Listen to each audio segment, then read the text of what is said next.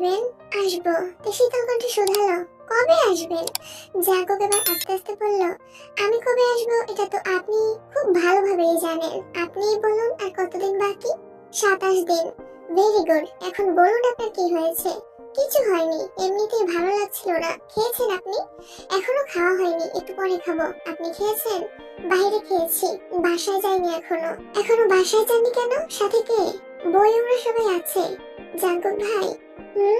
I miss you Jungkook ভাই, miss you আ লট। সহসা জাঙ্কুকের উষ্ঠযুগল প্রশস্ত হলো, সবার দিকে এক নজর দেখলো। রুমে উপস্থিত সবার নজর জাঙ্কুকের দিকে। জাঙ্কুক সঙ্গে সঙ্গে নজর সরিয়ে আস্তে করে গলা খাকারি দিয়ে মুচকি এসে বলে উঠলো, আচ্ছা তারপর? এবার আহ্লাদি কণ্ঠে বলে উঠলো, I miss you infinity. Do you miss me? Jungkook মোলায়েম কণ্ঠে জবাব দিল, এবার ঠোঁট উল্টালো। সবসময় মিস ইউ বলে কল কেটে দিলেও আছে কল কাটছে না, বরং জাঙ্কুকে প্রশ্ন করছে, অথচ জাঙ্কুক আচ্ছা বলে কথা কাটাচ্ছে। মনে মনে ক্ষুব্ধ হলো। বুক ভরা শ্বাস টেনে রাশভারী কণ্ঠে শুধালো, আপনি কি ব্যস্ত? প্রেজেন্টেশন দিচ্ছিলাম। আতঙ্কিত কণ্ঠে বলতে শুরু করলো, সরি সরি সরি, আমি বুঝতে পারিনি। আপনি কল কেটে দিলেই পারতেন, রাখি এখন। জাঙ্কুক শান্ত কণ্ঠে বলল, দ্রুত বাসায় যান, আমি প্রেজেন্টেশন শেষ করে কল দিচ্ছি। ওকে আচ্ছা। কল কেটে মোবাইল দিয়ে নিজের কপালে আস্তে করে কাটটা দিতে দিতে নিজেকে বকতে লাগলো। মানুষ কল দিয়ে প্রথম জিজ্ঞেস করে কেমন আছেন, কি করছেন, অথচ সেই প্রশ্ন সবার শেষে জিজ্ঞেস করেছে। প্রথমে জিজ্ঞেস করলে এমন একটা ঘটনা কখনোই ঘটতো না। তিনি নিজেকে বকতে ব্যস্ত। জাঙ্কুক ফোন সাইলেন্ট করে টেবিলের উপর রাখতে রাখতে বলল, sorry for wasting your time. সবার মধ্যে থেকে মোটামুটি বয়স্ক একজন জিজ্ঞেস করলেন, is she your lover? Jungkook নিঃশব্দে হেসে মোলায়েম কণ্ঠে উত্তর দিল, she is my everything and nothing without her। মধ্যবয়স্ক লোক এবার একগাল হেসে বললেন, she is truly lucky to have a life partner like you, best of luck। Jungkook অনুষ্ঠ কণ্ঠে জানালো, no sir, I am more than lucky to have someone like her in my life। pray for us and again sorry। সুগা জিমিনকে নিয়ে একটা লাইব্রেরিতে গেল। Jimin আশেপাশে তাকিয়ে ভাবতে লাগলো, আপাতত কোনো বই কেনারই প্ল্যান ছিল না তার, তবুও অনেক দেখে শুনে 2-3টা বই নিল। সুগা জিমিনকে কিছু বলতে যাচ্ছে, কিন্তু জিমিন খুব ব্যস্ততা দেখাচ্ছে, এমনকি সুগার দিকে তাকাচ্ছেও না। কাজ শেষে সুগাকে উদ্দেশ্য করে বলল, আপনি চলে যান, আমার আরো কিছু কাজ আছে। কাজ অন্যদিন করো, আজ চলো এক জায়গায় যাবো। আমার শরীর ভালো না। বড়ের বিচি খেলে কিছু হয় না বোকা। আমি বোকা না, তাহলে কি চালাক? কতটা চালাক? জিমিন তখনও সুগার দিকে তাকিয়ে আছে। সুগার রাশভারী কণ্ঠে বলল, কল দিলে কল রিসিভ করো না কেন? জিমিন ঢোক গেলে ভিতরের কষ্ট চেপে রেখে আস্তে করে বলল, সবসময় ফোনের কাছে থাকি না, পরে তো দেখো তখন একটা কল দিতে পারো না। জিমিন আর কিছু বলে না। সুগা এবার শক্ত কণ্ঠে জানতে চাইলো, তুমি কি আমার উপর বিরক্ত? জিমিন এই পাশাপাশি মাথা নেড়ে সরে বলল, আমি বাসায় যাব। জিমিনের ভেতরে ঠিক কতটা যন্ত্রণা হচ্ছে এটা সে সুগাকে বোঝাতেই পারছে না। সুগা জিমিনকে নিয়ে একটা চায়ের দোকানে বসলো। যদিও জিমিনের ইচ্ছে ছিল না, সুগা জোর করে এনেছে। দুজনেই 2 কাপ বুলেট চা নিয়েছে। জিমিন দ্রুত চা খাচ্ছে, যেন যত তাড়াতাড়ি সম্ভব বাসায় চলে যেতে পারে।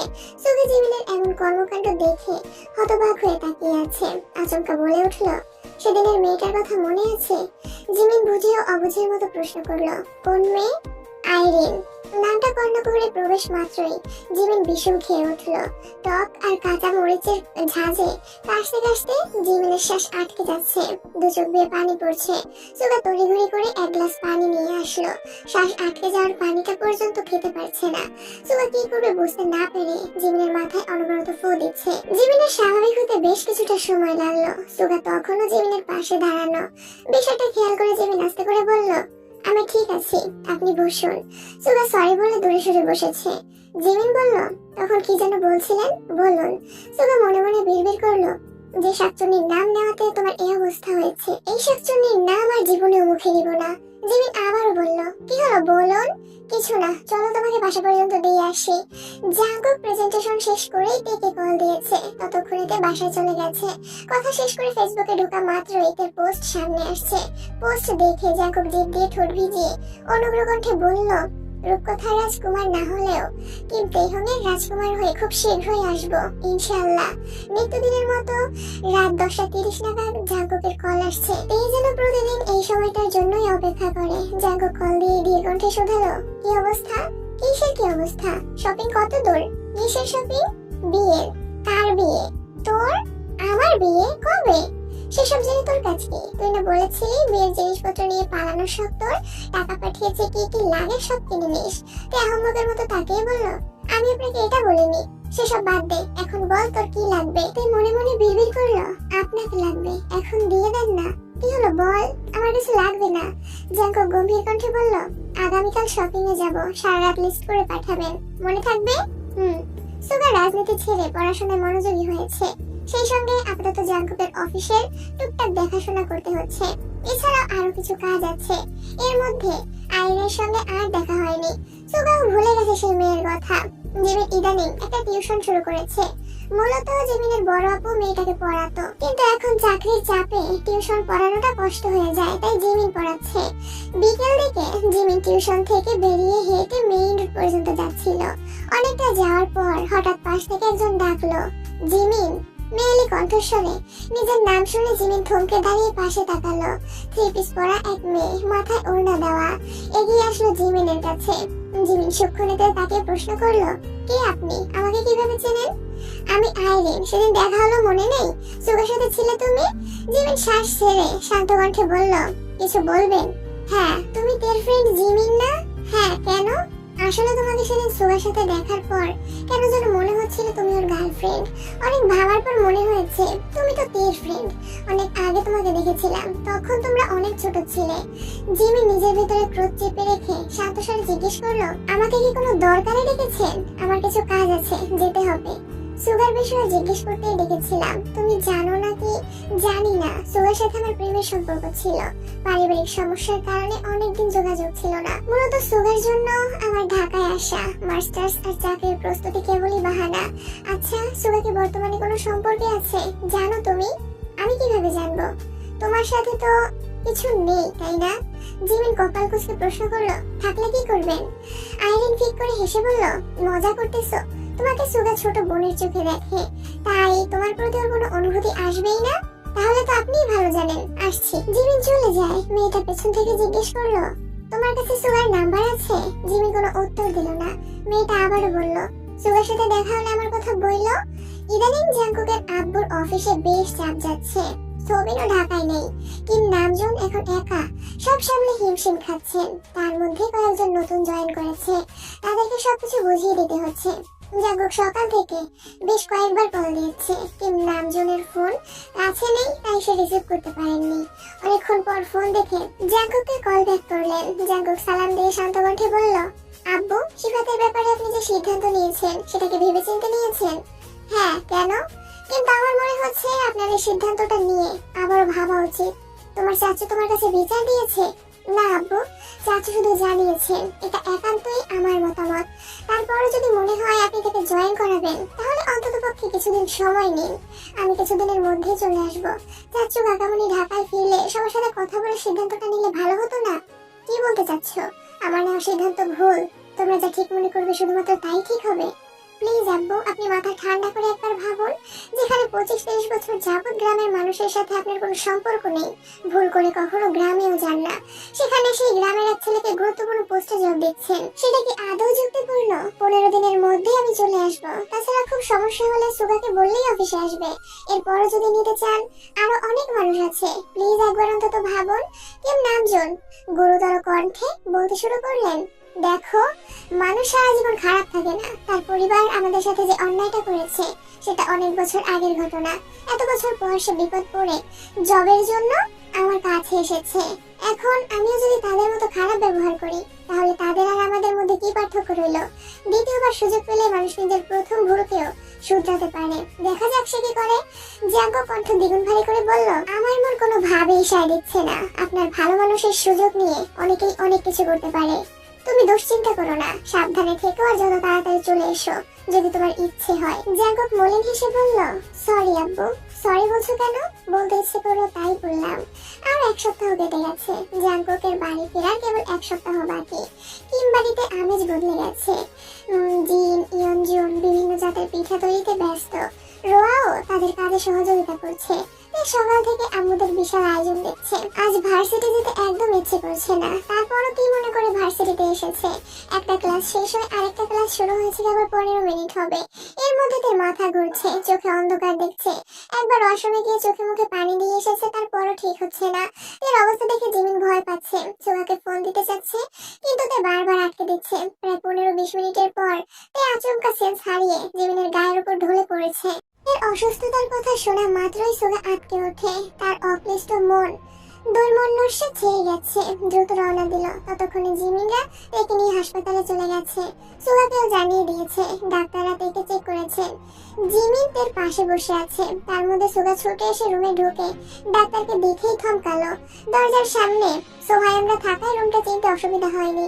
ডাক্তার বেরিয়ে যেতে সোগাতের কাছে বসে মাথায় হাত বোলাতে বোলাতে শীতল কণ্ঠে আর্তনাদ করে বোনকে ডাকা শুরু করলো। জিমি চোখ নামিয়ে চুপচাপ বসে আছে। আকস্মাৎ সুগার ফোনে কল বাজলো। সুগা পকেট থেকে ফোন বের করে আটকে উঠে বলল, সর্বনাশ। জিমি চোখ সরু করে সুগার দিকে তাকালো। সুগা নিজের চোখ মুখ মুছে গলা খাটাকে দিয়ে কল রিসিভ করে কানে ধরলো। ওপাশ থেকে জাঙ্কুক উদ্বিগ্ন কণ্ঠে শুধালো, আমার বউ কোথায়? কতগুলো কল দিচ্ছি, কল রিসিভ করছে না কেন? সুগা কি বলবে বুঝতে পারছে না। চোখের সামনে বোনের নিথর দেহ পড়ে আছে। এই অবস্থায় ফোনের অপর পাশের মানুষটাকে মিথ্যা বলার সাধ্যও তার নেই। আগেরবার অসুস্থতার কথা লুকাতে গিয়ে বড় সড়ো ধাক্কা খেতে হয়েছে। এইবার সে সত্যিই নিরুপায়। সুগা অত্যন্ত নমনীয় কণ্ঠে আস্তে করে জবাব দিল, বলো আমার সামনেই আছে, ফোনটা ওকে দে। পরপর ঢোক দিলে সুগা শীতল কণ্ঠে বলল, বনু কথা বলার অবস্থাতে নেই। জাগুব আর্তনাদ করে উঠল, কেন, কি হয়েছে ওর? সেন্স হারিয়ে ফেলেছে। এখনো এটুকু বলার আগেই জাঙ্কুকের হুঙ্কার শুরু হলো। মুহূর্তেই মাত্রাতিরিক্ত রেগে গেছে। জাঙ্কুকের মেজাজ তঙ্গে রাগে হিতাহি জ্ঞান হারিয়ে ফেলেছে। সুগা কপালে কয়েকটা স্তর ভাঁজ ফেলে শক্ত করে চোখ বন্ধ করে নাকে মুখে হাত চেপে জাঙ্কুকের ঝাড়ি খাচ্ছে। জিমি নির্বাক চোখে সুগার অভিমুখে তাকিয়ে আছে।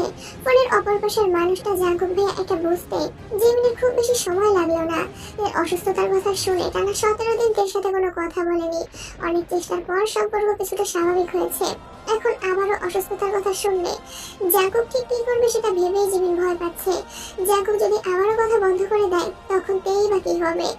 সুগা আর একটা শব্দও বলেনি। জাঙ্কুক নিজের মতো বেশ কিছুক্ষণ চেঁচিয়ে কল কেটে দিয়েছে। এই অবস্থায় জাঙ্কুকের করণীয় কিছুই নেই। সুগা চোখ মুখ মুছে স্বাভাবিক কণ্ঠে শুধালো, বোনের কি হয়েছিল? জিমিন শান্ত স্বরে সব বলল। কিছুক্ষণ পর তার জ্ঞান ফিরেছে। চোখ ঘুরিয়ে আশেপাশে দেখে নিল, তবে সুগাকে দেখেই আতঙ্কিত হলো। সুগা জাঙ্কুককে বললে জাঙ্কুক আর কথা বলবে না এই ভয়ে তেও শিখিয়ে গেছে। সুগা কণ্ঠ খাদে নামিয়ে শুধালো, এখন শরীর কেমন, ঠিক আছিস? হ্যাঁ। কিছুক্ষণের মধ্যে সোহায়ন রিপোর্ট নিয়ে আসছে। সুগার রিপোর্টটা হাতে নিয়ে ভালোভাবে পড়তে লাগলো। প্রেশার স্বাভাবিকের তুলনায় অনেক কমে গেছে। সিস্টোলিক রক্তচাপ 120 মিলিমিটার মার্কারি থাকার জায়গায় 100-তে নেমে গেছে। অন্যদিকে ডায়ালস্টিক রক্তচাপ 80 মিলিমিটার মার্কারির পরিবর্তে 60-এ চলে আসছে। শরীরে হিমোগ্লোবিনও স্বাভাবিকের তুলনায় কিছুটা কম আছে। খাওয়া দাওয়ার অনিয়ম, শরীরের প্রতি অযত্ন, তার সাথে অতিরিক্ত মানসিক চাপ তো লেগেই আছে। সবকিছুর চাপে সেন্স হারিয়ে ফেলেছিল। সুগা থেকে এক পলক দেখে গম্ভীর কণ্ঠে বলল, তোকে আমার আর কিছুই বলার নেই। তে ঠোঁট উল্টিয়ে কাঁদো কাঁদো মুখ করে তাকিয়ে আছে। তে শান্ত কণ্ঠে বলল, বাসায় কাউকে কিছু বলো না প্লিজ। আমার তো ইচ্ছে করছে, এটুকু বলেই থেমে গেল। সামান্য কথাতে এতে দু চোখ বেয়ে অশ্রু গড়িয়ে পড়ছে। সুগাতে চোখ মুখে দেখে তপ্তস্বরে বলল, ঠিক আছে বাসায় বলবো না, কিন্তু তোকেও ঠিকমতো খাওয়া দাওয়া করতে হবে। করবি তো? করবো। শরীর কিছুটা স্বাভাবিক হওয়ার পর তেকে নিয়ে হাসপাতাল থেকে বেরিয়ে গেছে। সুগা আর জিমিন দুজন তের দুপাশে হাঁটছে। সোহায়ন, লিজাংসুক আর বয়ং তাদের পেছনে। ক্লিনিকের সামনে এসে সুগা সোহায়ন আর লিজাংসুককে উদ্দেশ্য করে স্বাভাবিক কণ্ঠে বলল, বাইকটা বাসায় দিয়ে আসতে পারবে? জি ভাইয়া। সুগা পকেট থেকে চাবি বের করে সোহায়নকে দিয়ে দিল। জিমিন উদ্বিগ্ন কণ্ঠে শুধালো, আপনারা কিভাবে যাবেন? আমরা রিক্সা চলে যাব, সমস্যা নেই। আচমকা আইরিনের সাথে দেখা। আইরিন এদিকেই যাচ্ছিল। সুগার কণ্ঠ শুনে এগিয়ে এসে জিজ্ঞেস করলো, কি হয়েছে সুগা? সোহায়নরা বাইকের কাছে যেতে গিয়েও থমকালো। তে কপাল গুটিয়ে মেয়েটাকে দেখছে। প্রথম দিন কেবল চোখ আর হাত পা দেখা গেলেও আজ তার মুখও দেখা গেল। অনেক বছর পর দেখায় আইরিনকে চিনতে তের বেশ কিছুটা সময় লাগলো। জিমি নিষ্পলক চোখে তাকিয়ে আছে, মুখে গাম্ভীর্যের ভাব। আর আইরিন নিজের মতো কত কি বলছে, তের খোঁজ খবর নিচ্ছে। এদিকে তে তেলের গুণে চলছে। গায়ের জোরের অভাবে কিছু বলতেও পারছে না। আইরিন ধীর কণ্ঠে বলল, কার কি হয়েছে? বনু অসুস্থ। এই কথা শুনে মেয়েটা একদম উতলা হয়ে গেছে। তের কাছে এগিয়ে আসতে আসতে বলল, হাই হাই, আমার ননদের আবার কি হয়েছে? এর আগে ফোঁস করে উঠলো, আমাকে একদম ননদ বলবেন না, এর পরিণাম ভালো হবে না বলে দিলাম। মেয়েটা আরেকটু এগোতেই সুগা হুঙ্কার দিল, আমার বোনকে ছোঁয়ার চেষ্টাও করবে না। জিমিন মুখ গোমরা করে নিজের দৃষ্টিতে দুই ভাই বোনের কর্মকাণ্ড দেখছে। আইরিন এবার মোলায়েম কণ্ঠে বলে উঠলো, আমি থেকে ধরলে কি হবে জান? শব্দটা বলতে দেরি হয়েছে। আইরিনের গালে সুগার শক্তপোক্ত হাতে থাপ্পড় করতে দেরি হয়নি। থাপ্পড়ের শব্দ উপস্থিত সবাই খানিকটা কেঁপে উঠেছে। সুগার রাগান্বিত কণ্ঠে চিৎকার করলো, আজকের পর আর কোনোদিন আমার সামনে নাটক করতে আসবে না। শুধুমাত্র মেয়ে বলে আর আমি মেয়েদের সম্মান করি বলে আজ পর্যন্ত তোমার কোনো ক্ষতি করিনি, নয়তো বহু আগে সুগার ভয়ঙ্কর রূপ দেখিয়ে দিতাম। আমার খারাপ হতে তুমি বাধ্য করো না। আর আইরিনের গালে রক্তের ছোপ ছোপ দাগ হয়ে গেছে, গালে হাত ঘষতে ঘষতে মাথা নিচু করে চলে যাচ্ছে। সোহায়ও লিজান সুকের দিকে তাকিয়ে বিড়বিড় করলো, মেয়েটার আজ খবর আছে। সুগা ভাইয়ের হাতে থাপ্পড় যে একবার খেয়েছে একমাত্র সেই বুঝে। তুই কি বলিস? অতীত খুব ভয়ানক জিনিস, মনে করাতে যাস না, তার থেকে বরং চল। সুগা রিক্সার জন্য কিছুটা সামনে চলে গেছে। তে ঠান্ডা কণ্ঠে বলল, খুব তো গাল ফুলিয়ে রাখছিলি, এখন দেখেছিস আমার ভাইকে? ভাইয়ের জীবনে জলযন্ত্রের ডানা কাটা পড়ে থাকতে ভাইয়ের ডানা কাটা পেতনির প্রেমে পড়বে? জীবনেও না। জিমিন মুচকি হেসে বলল, এখন এত কথা না বলে নিজের যত্ন নিয়েন। জাগব ভাই কিন্তু ওনাকে খুব ঝাড়ছে। আমার অসুস্থতার কথা জাগব ভাই শুনে ফেলেছে। আমি আরো না করেছি যেন বাসার কাউকে না বলে। জাগব ভাই যখন কল দিয়েছে তখন তোর সেন্স ছিল না। আমি শেষ, আর একটা সপ্তাহ পরে সেন্সার হলে কি এমন ক্ষতি হতো? উফ, ভালো লাগে না। এর মধ্যেই সুগা রিক্সা নিয়ে হাজির। জিমিনের থেকে বিদায় নিয়ে সুগার সাথে বাসার দিকে চলে গেছে। জিনরা তখনও ড্রয়িং রুমে বসে পিঠা বানাতে ব্যস্ত। একে দেখে হাসি মুখে বললেন, এ ফ্রেশ হয়ে তাড়াতাড়ি নিচে আয়, পিঠা বানাতে হবে। এই কিছু বলার আগে সুগা পেছন থেকে বলল, বনুকে পিঠা বানাতে বললো না বড় আম্মু, ওর এখন ঘুমানো প্রয়োজন। তোমার হাতে কি সুগা? তেমন কিছু না, ফল আর কিছু খাবার। ফল তো বাসায় আছে, এগুলো শুধু বলুন, এখানে কেউ যেন হাত না দেয়। আর হ্যাঁ, এগুলো যেন দুদিনের মধ্যে শেষ হয়। শেষের কথাগুলো তের দিকে তাকিয়ে বলেছে। তে চোখ সরিয়ে নিজের রুমে গিয়ে ফ্রেশ হয়ে শুয়ে পড়েছে। শরীর এখনো বেশ দুর্বল, সারাক্ষণই মাথা ঘুরাচ্ছে। ফোন হাতে নিয়ে জাঙ্কুকে কল দিতে গিয়েও থেমে গেছে। 2-3 ঘন্টা ঘুমিয়ে প্রায় 4টার দিকে সজাগ হয়েছে। ঘুম ভাঙতে সবার আগে ফোন চেক করলো, কিন্তু জাঙ্কুকের মেসেজ কল কিছুই আসেনি। তে বুক ফুলিয়ে শ্বাস টেনে ভয়ে ভয়ে কল দিল। 10 থেকে 12 সেকেন্ড রিং হওয়ার পর জাঙ্কুক কল রিসিভ করলো। তে অত্যন্ত মৃদু স্বরে বলল, আসসালামু আলাইকুম। ওয়ালাইকুম আসসালাম। কি করছেন? কিছু না। খেয়েছেন? না। কেন? খেতে ইচ্ছে হয়নি। আপনি কি রাগ করেছেন? জানি না। বিশ্বাস করুন, আমি ইচ্ছে করে সেন্স হারাইনি। জানি। তাহলে এমন করছেন কেন? এমনি। তো এবার শীতল কণ্ঠে শুধালো, জাঙ্কুক ভাই আপনি কবে আসবেন? জানি না। ঠিক আছে, রাখি। ইচ্ছে। জিমিন বিকেলে টিউশন শেষ করেই সুগাকে কল দিল। অনেকদিন যাবৎ সুগার সাথে ঠিকমতো কথা হয় না জিমিনের। দেখা হলেও রেগে থাকে সবসময়। আজ আইরিনের প্রতি সুগার এমন আচরণ দেখে জিমিনের মন কিছুটা আশার আলো ফুটেছে তার। জিমিন এতদিন পর নিজে থেকে কল দিয়েছে, এই খুশিতে সুগার শোয়া থেকে লাফিয়ে উঠেছে। তৎক্ষণাৎ কল রিসিভ করলো। জিমিন স্বাভাবিক কণ্ঠে প্রশ্ন করলো, এই যে ভিলেন, আপনি কি ফ্রি আছেন? সুগার নিঃশব্দে হেসে বলল, 500% ফ্রি আছি। বলো। আপনার বোনকে ফোনে পাচ্ছি না, তার খোঁজ নিতে কল দিয়েছি। সুগার হাসি মুখ পুনরায় গম্ভীর হয়ে গেছে। শ্বাস ছেড়ে বলল, এজন্যই কল দিয়েছো? জিমিন ঠোঁটে হাসি রেখে উল্টো প্রশ্ন করলো, কল দেওয়ার আর কোনো কারণ আছে নাকি? না। আচ্ছা বাদ দাও, ওয়েট, বোনকে ডেকে দিচ্ছি। আপনি কি করছিলেন? সুগা মৃদু হেসে ঠাট্টার স্বরে বলল, কল্পনা করছিলাম। কি? বলা যাবে না। না, বোনের সাথে কথা বলো। তেকে ফোন দিয়ে সুগা চলে গেছে। 2-3 দিন যাবত জাঙ্কুকের সঙ্গে তেমন কথা হয় না। মেসেজ দিলে জাঙ্কুক হ্যাঁ হো আচ্ছা জানি না বলেই রিপ্লাই করে। কল দিলে এমন ভাবে কথা বলে যেন তার কথা বলার বিন্দু মাত্র ইচ্ছে নেই। মন খারাপ করে তেও তেমন কল দেয় না। সারাদিন খাওয়া আর ঘুম ছাড়া তের আর কোনো কাজ নেই। মাঝে মাঝে জিমিনের সাথে একটু একটু দুষ্টুমি করে। সন্ধ্যার দিকে সুগা বাসা থেকে বের হলেই তে রান্না করতে চলে যায়। টুকটাক রেসিপি ট্রাই করে আর জেনেই লিমিনহুকে নিয়ে খায়। আজ সকাল থেকে জাঙ্কুকে বেশ কয়েকবার কল দিয়েছে, কিন্তু জাঙ্কুক নেটে নেই, ফোনও বন্ধ। এদিকে সুগাও বাসায় নেই। একে একে সবার নাম্বার থেকে চেষ্টা করেছে, কিন্তু জাঙ্কুকের নাম্বার বারবার বন্ধ বলছে। ঘড়িতে তখন বিকেল 4:26। গভীর ঘুমে নিমগ্ন। নিঃশ্বাস এলোমেলো। বুকের উপর রাখা ফোনটাকে জড়িয়ে ধরে স্বপ্নদেশে পাড়ি দিয়েছে। মলিন চেহারা, চোখের কর্নিশে স্পষ্ট পানির দাগ দেখা যাচ্ছে। জাঙ্কুক মায়াবী দৃষ্টিতে তের ঘুমন্ত অদলে চেয়ে আছে। বুকের ভেতর অনবরত ঝিম ঝিম কম্পন হচ্ছে। প্রায় 5 মাস পর জাঙ্কুকের বক্ষপিঞ্জরে আবদ্ধ হৃদয়টা স্বস্তি পেয়েছে। এতদিন পর নিজের প্রেয়সীকে এত কাছে পেয়েছে। জাঙ্কুক এক দৃষ্টিতে দেখে পরখ করছে। আপাদমস্তক দেখে ঘুমন্তদের পাশে বসে ওদের সন্তর্পণে বুকের উপর থেকে আলতোভাবে ফোনটা তুলে নিল। হোম স্ক্রিনে নিজের ছবিটা দেখে মলিন হেসে ফোনটা এক পাশে রেখে দিয়েছে। চোখের কার্নিশে জমে থাকা অশ্রু মোলায়েম হাতে মুছে পরপর তার কপালে গলায় হাত রেখে জ্বর পরীক্ষা করছে। কিছুটা সময় নিয়ে মাথায় হাত বুলিয়ে দিল। হৃদয়ের অন্তঃস্থলে জাগ্রত প্রেমানুভূতিতে আর চাপিয়ে রাখতে পারছে না। আর মনে তের অদৃষ্টে ঠোঁট ছোঁয়ালো। গাল ভর্তি জাঙ্কুকের খোঁচা খোঁচা দাঁড়ের স্পর্শে তের ঘুমন্ত শরীর ঝাঁকুনি দিয়ে উঠেছে। সদ্য শাওয়ার নিয়ে আসা জাঙ্কুকের গা থেকে অন্যরকম সুঘ্রাণ তের নাসারন্ধ্রে প্রবেশ করছে। তের ঘুমের মধ্যেই নড়ে চড়ে উঠল। জাঙ্কুক সঙ্গে সঙ্গে সরে গেছে। বসা থেকে উঠে কিছুটা দূরে সরে দাঁড়ালো। জাঙ্কুক দীর্ঘ নিঃশ্বাস ছেড়ে সুস্থির কণ্ঠে ডাকলো, তের উত্তর না পেয়ে জাঙ্কুক ঠোঁট কামড়ে হেসে আবার ডাকলো, স্পারো। ঘুমন্ত তে আদো আদো কণ্ঠে হুম বলে উঠল। জাঙ্কুকের আঁখি যুগল প্রশস্ত হলো। ঠোঁটে হাসি রেখে এবার শক্ত কণ্ঠে বলল, এই যে ম্যাডাম। তে ঘুম ঘুম চোখে তাকাতেই তার স্বপ্নের রাজকুমারকে চোখের সামনে আবিষ্কার করলো। জাঙ্কুককে দেখে স্তব্ধ হয়ে গেছে। দু চোখ যেন এখনই কোটর ছেড়ে বেরিয়ে আসবে। তে মুগ্ধ আঁখিতে প্রিয় মানুষটার মুখের পানে তাকিয়ে আছে। বরাবরের মতো হৃদয় তোড়পাড় শুরু হয়ে গেছে। সত্যি কি কল্পনা? বোঝার আগেই শোয়া থেকে এক লাফে উঠে বসলো। আকস্মাৎ এমন কাণ্ডে জাঙ্কুকের নিঃশ্বাস আটকে গেছে।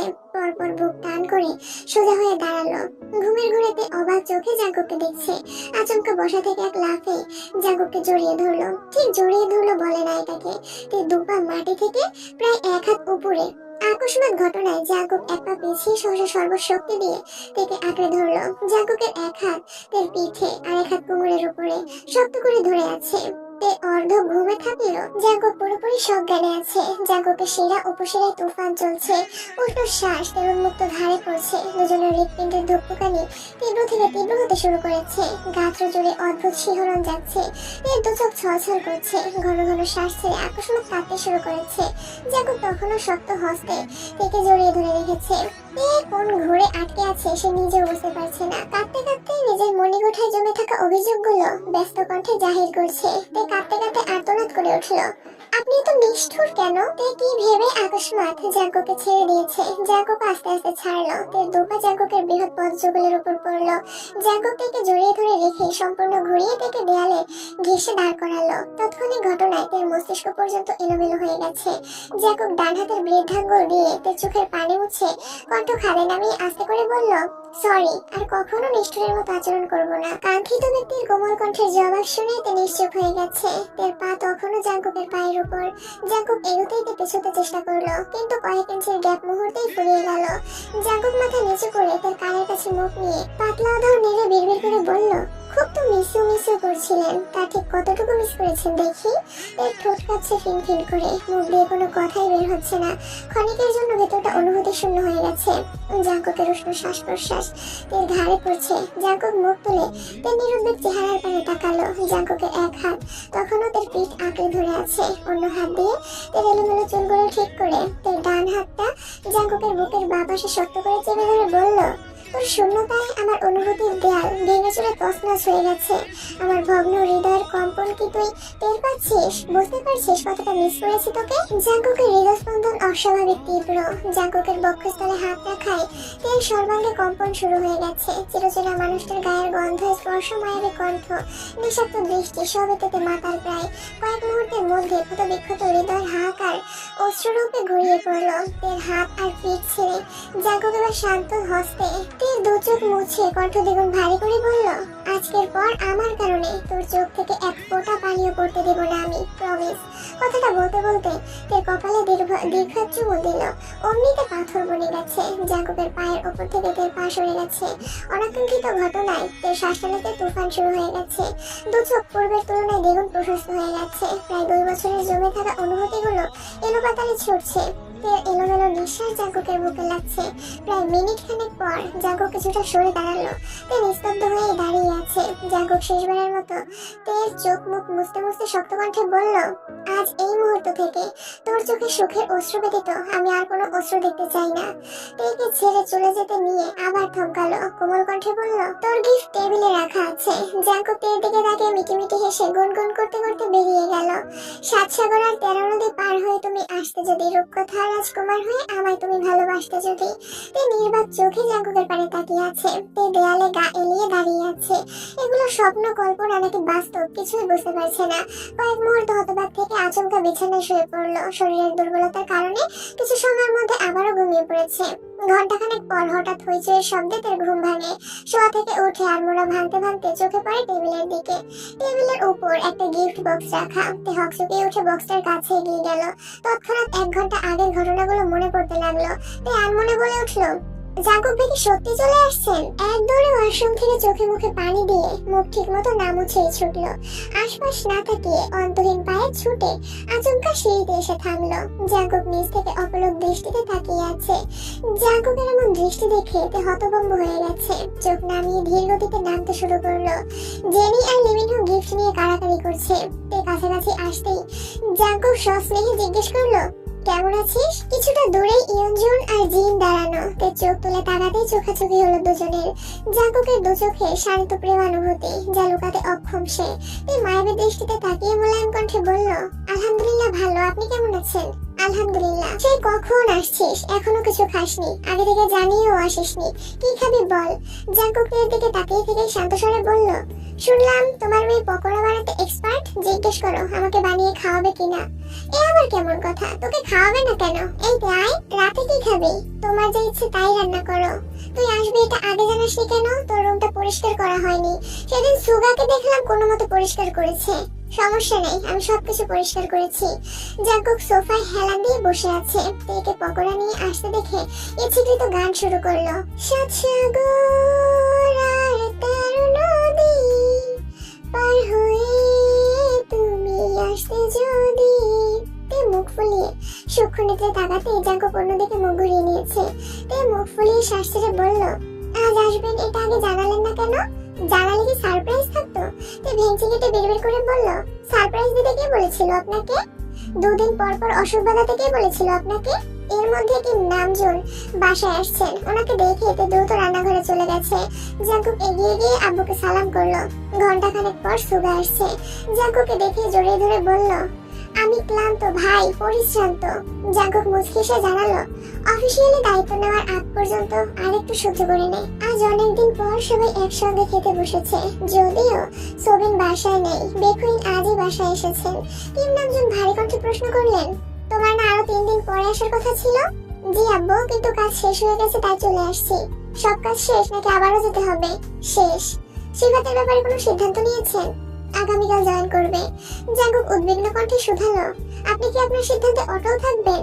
কাকামণি জাঙ্কুকের দিকে এক পলক তাকিয়ে শান্ত স্বরে বললেন, ভাইজান, আমারও মনে হচ্ছে এই কাজটা করা ঠিক হচ্ছে না। নামজুন খাওয়া শেষ করে উঠে যেতে যেতে বললেন, মানুষকে ভালো হওয়ার সুযোগ করে দিতে হয়।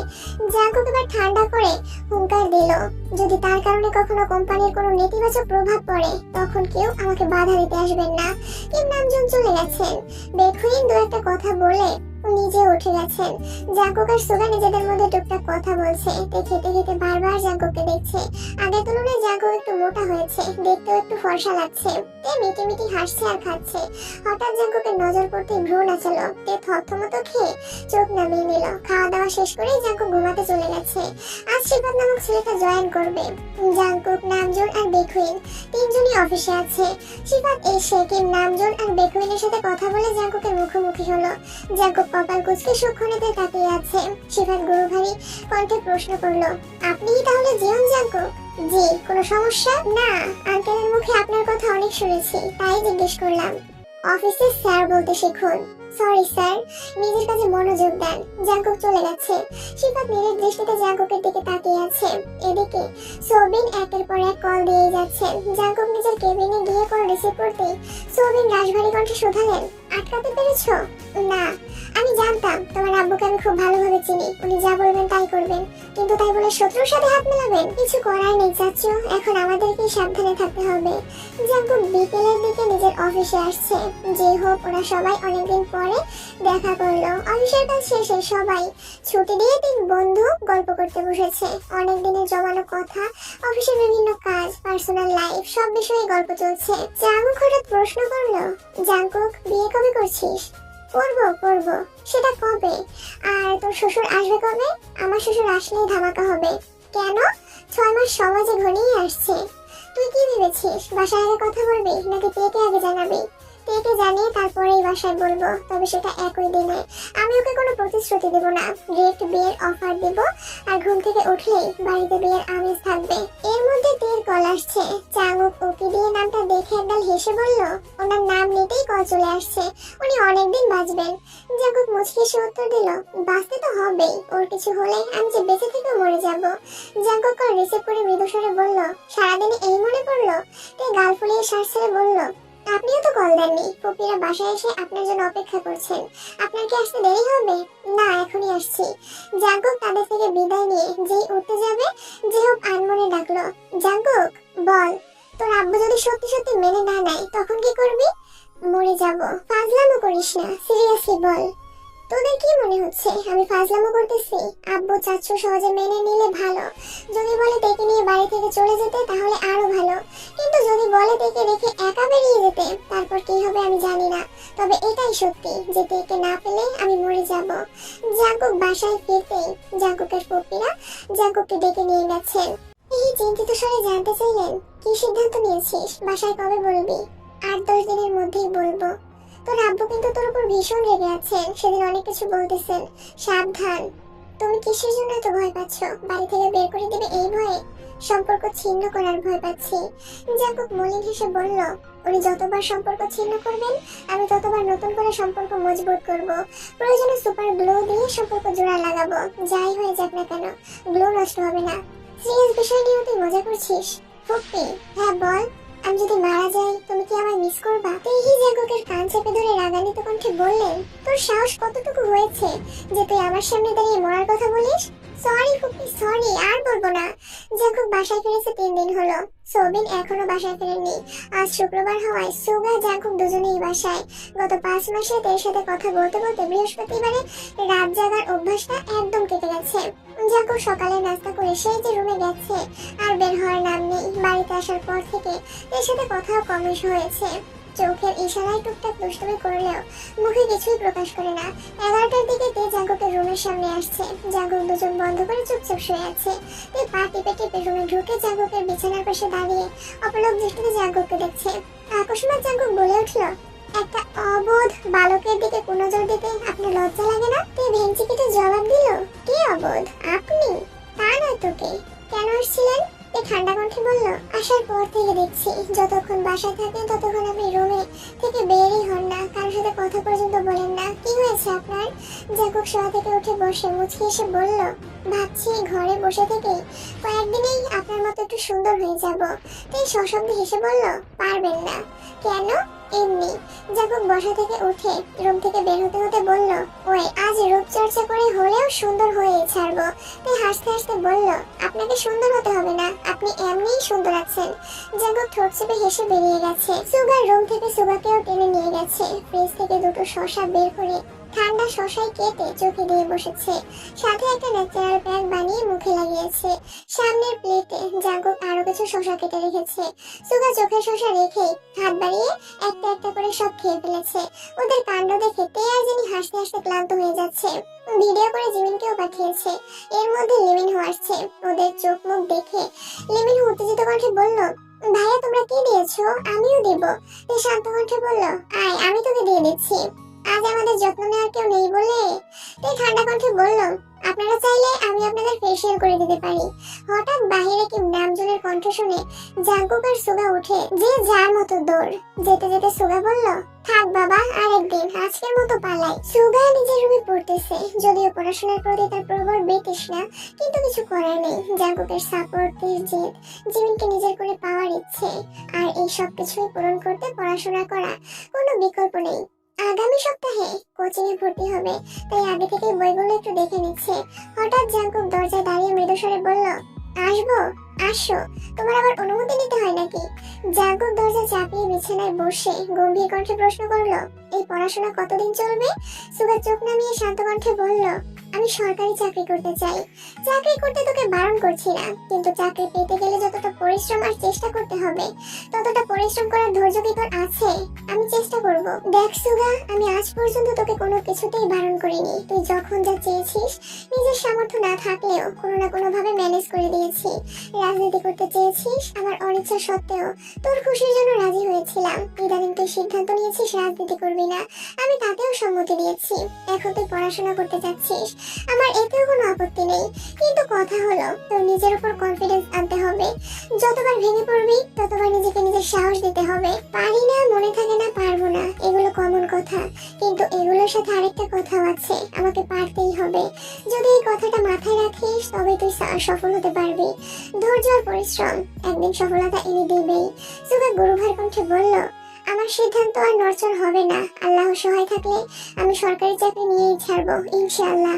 ইনশাআল্লাহ। আরেকটা কথা বলবো? বলো। জিমের প্রতি তোর ইমোশন কি সত্যি, নাকি এতেও দোটানা আছে? এখনো সময় আছে, তুই ভেবে দেখতে পারিস। পড়াশোনা, রাজনীতি, ক্যারিয়ার, জব, এগুলো তোর মন পছন্দের পরিবর্তন করতে পারলেও ভালোবাসা, ইমোশন কখনো পরিবর্তন করা যায় না। জিমের প্রতি প্রেমানুভূতি যদি না থাকে তাহলে আগেই দূরে সরে যা। নষ্ট করলে নিজের জীবনটাই নষ্ট করিস। আরেকটা নিষ্পাপ জীবনে জড়িয়ে থেকে কষ্ট দিস না। সুগা চিবুক নামিয়ে তত্ত্বস্বরে বলল, আমি সত্যি সত্যি জিমিনকে ভালোবাসি। তুমি বিশ্বাস করো, হয়তো তোমার মতো এত ভালোবাসতে পারি না, কিন্তু আমার জায়গা থেকে আমি ওকে সবটুকু দিয়ে ভালোবাসতে চাই। জাঙ্কুক কণ্ঠ দ্বিগুণ ভারী করে বলল, অতীত এসে মানসিকভাবে বিরক্ত করবে না তো? আমার জীবনে অতীত বলতে কিছু নেই। আমি বর্তমান নিয়ে ভালো আছি, আর আমি বর্তমান নিয়েই ভালো থাকতে চাই। গুড। শুনলাম সেদিন তোর এক্স কে থাপ্পড় মেরেছিস, তারপর কি দেখা হয়েছিল? সুগা আটকে উঠে বলল, তুমি কিভাবে জানো? আমি তো বোনকে জানাতে বারণ করেছিলাম। বলে দিয়েছে তোমায়? ও আচ্ছা, তাহলে তোর বোনও জানে? এখন থেকেই আমার কাছে কথা লুকানো শেখাচ্ছিস?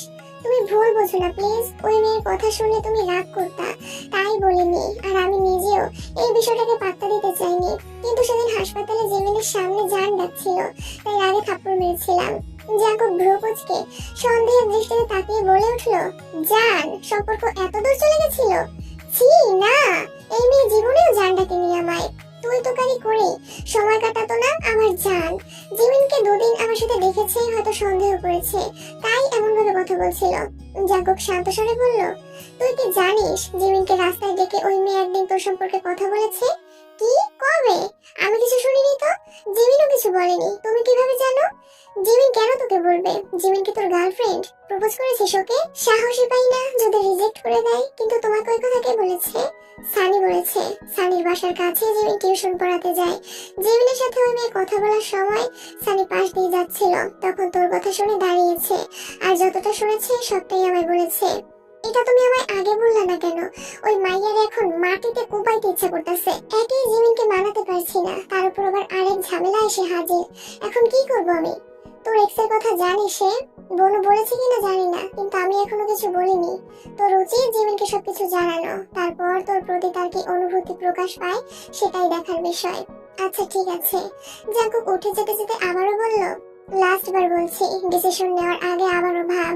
একটা মেয়ের জীবন সম্পূর্ণ তোর হাতে। তুই ভালো হলে মেয়েটা সুখী হবে, আর তুই খারাপ হলে মেয়েটা দুঃখী। ভাব ভাব, সারা রাত ভাব, প্রয়োজনে দুরাত না ঘুমিয়ে তারপর ভাব। আজ শনিবার, সোবিন বাসায় ফিরেছেন। চাচুর সাথে দেখা করতে জাঙ্কুক আজ একটু তাড়াতাড়ি বাসায় ফিরেছে। মূলত চাচুর মনের অবস্থা বুঝতেই আগেভাগে এসেছে জাঙ্কুক, কিন্তু সোবিন তেমন কোনো বিষয় আলোচনা করেননি। ওনার আলোচনার টপিক প্রজেক্ট, লাভ, লস আর সিফাত। চাচুর সাথে কথা শেষ করে জাঙ্কুক নিজের রুমে চলে গেছে। এই সময় অফিসে গেলেও তেমন কোনো কাজ আসবে না, তাই সে আর বেরি হয়নি। নিজের রুমে বসে ল্যাপটপে কাজ করছিল। কিছুক্ষণ কাজ করার পর বেশ ক্লান্ত লাগছে, তাই কফি করতে নিচে যাচ্ছিল। তের রুমের সামনে গিয়ে যাওয়ার সময় তের ফোনের রিংটোনের শব্দ শুনতে পায়। বিশেষ মনোযোগ না দিয়ে জাঙ্কুক নিচে চলে গেছে। কফি করে নিয়ে আসার সময় আবারও শুনতে পেল তের ফোনে কল বেজেই যাচ্ছে। জাঙ্কুক তের রুম পেরিয়ে গেছে, কিন্তু অনবরত ফোনের শব্দে জাঙ্কুক অবচেতন মনে ঘুরে আসলো।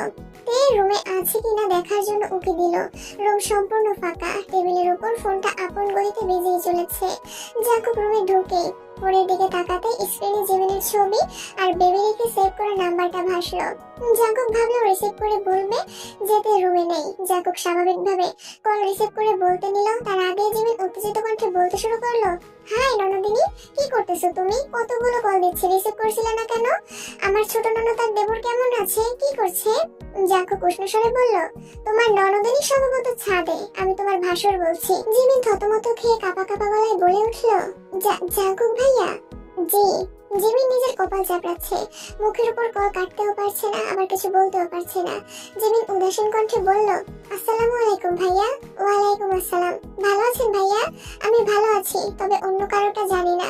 ননদিনীর খোঁজ খবর না ভালো কথা, কিন্তু মাঝে মাঝে নিজের বেপরোয়া জামাইয়ের খোঁজ খবরটাও একটু নিও। জিমিন মনে মনে নিজেকে ইচ্ছে মতো বকছে, প্রকাশ্যে অত্যন্ত নমনীয় কণ্ঠে বলল, ভাইয়া আসলে ওইরকম কিছু না। জাঙ্কুক শ্বাস ছেড়ে শান্ত কণ্ঠে বলল, ভালোবাসলে নিজের মানুষের যত্ন নিতে শিখতে হয়। আর হ্যাঁ, তোমাদের ননদ ভাবের সম্পর্কের মাঝে আমি ঢুকে পড়ার জন্য সরি। আল্লাহ হাফেজ। আল্লাহ হাফেজ। জাঙ্কুক কল কেটে সরাসরি ছাদে গেল। তে গান গাইতে গাইতে ছাদের ঘাস পরিষ্কার করছে।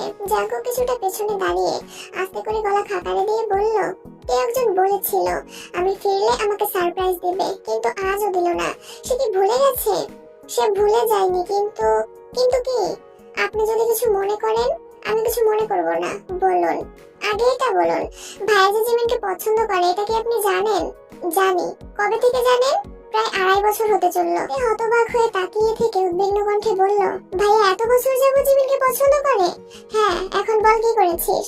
আমি তেমন কিছু করিনি। ভাইয়া জিমিনকে পছন্দ করে এটা কয়েক মাস হলো আমি জানতে পেরেছি, তাই বোন হিসেবে আমি আমার দায়িত্ব পালন করেছি। কি দায়িত্ব? আমি আর জেনে জিমিনকে ভাবি হওয়ার জন্য প্রপোজ করেছি, আর ভাগ্যক্রমে জিমিনও রাজি হয়ে গেছে। আপনাকে ভিডিও দেখাবনি, এই জন্যই ফোনে এত যত্নের সহিত ননদিনী বলে ডাকছিল। আপনি কিভাবে জানেন? জাঙ্কুক সশব্দে হেসে বলল, তোকে কল দিয়েছিল, আমি কল রিসিভ করে শুধু বলতে চেয়েছিলাম তুই সাদে, কিন্তু তার আগেই সে সব বলে ফেলেছে।